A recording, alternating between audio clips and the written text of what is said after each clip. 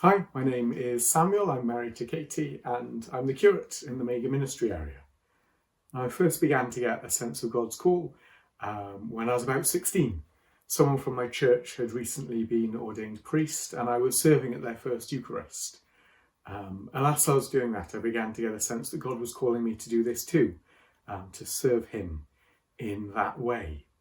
And I put it to the back of my mind. I didn't really think about it much more. But over the next year or so, it just kept coming up in conversations and in all sorts of different circumstances.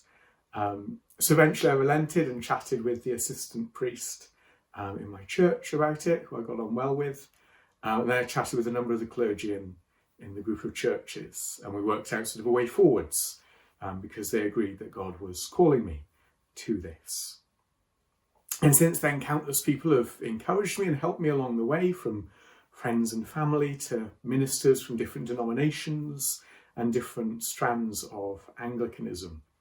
And they've encouraged me by just letting me do stuff, letting me try out my gifts and explore different things, but also by challenging me on why I think certain things and why I do things certain ways.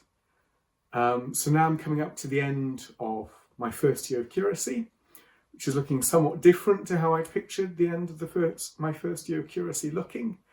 But throughout this process, I've learned that whilst God has given me many skills and gifts to help me follow his call, they're all pretty useless if I'm not leaning on him while I'm doing them. So whilst I've always lent on him for the stuff I really struggle with, I'm now also leaning on him for the stuff that I think I'm good at. Because it's only God who can make that stuff fruitful. And all this stuff's for his glory anyway, rather than for mine.